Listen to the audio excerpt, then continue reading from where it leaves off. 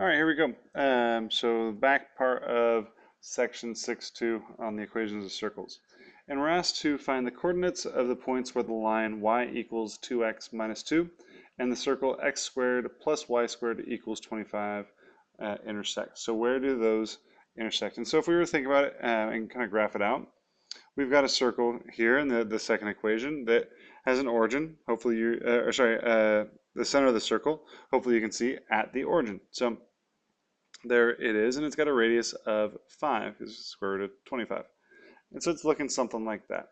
Now the line itself is y equals 2x minus 2, so down 2, and a slope of 2, and looking something like that. And so our points of intersection are going to be right here. We can see we have 2 of them. But how are we going to find them? And we're going to use the same method we've used for a few of these chapters now. And we're going to substitute y into the other equation. So substitute whatever variable we can use into the other equation. And here that'll be y. So we have x squared plus something, whatever y is, squared, equals 25. And what we're going to plug in here is what y is equal to, which is 2x minus 2.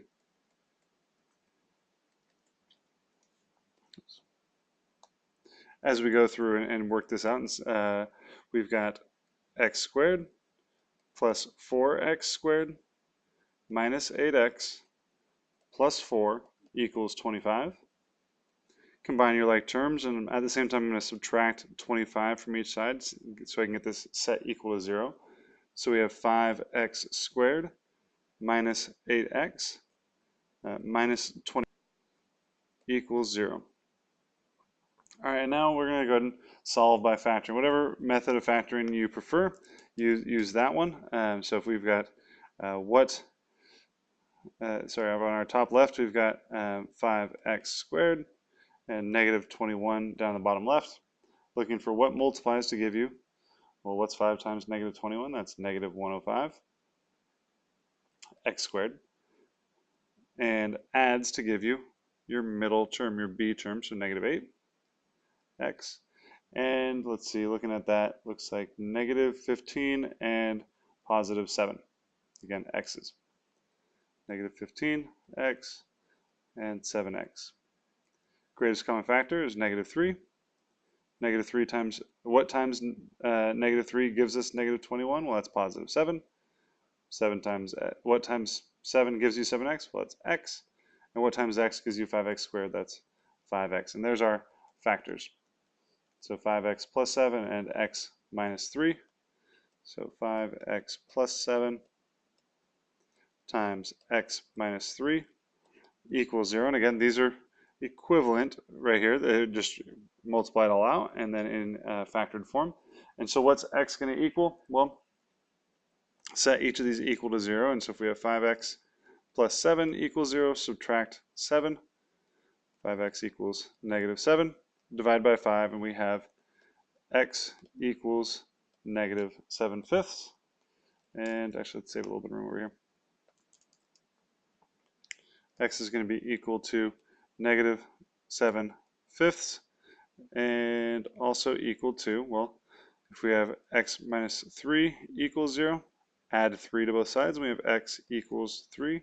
So that's x, the other x value. Now, we're only halfway there. We've got to actually figure out what the coordinate is. And so to do that, we'll plug negative 7/5 and 3 back into either equation. And hopefully you can see that the linear equation is going to be the easier one to use here. So if we have y equals 2 times negative 7/5 minus 2. Then we have, what is that? Y equals negative 14/5 minus, now let's change this to fifths, minus 10/5. So y equals negative, that should be not 17, but 14 rather. Negative 14/5, so negative 24/5. And what's our other y value? So we've got y equals 2 times, what's the other x value? 3. So 2 times 3 minus 2. And that gives us y equals 6 minus 2.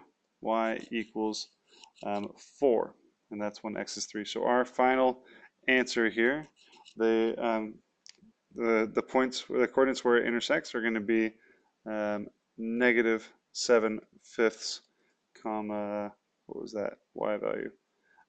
Negative 24/5, and 3, 4. All right, hope that helped, and we'll see you in the next video.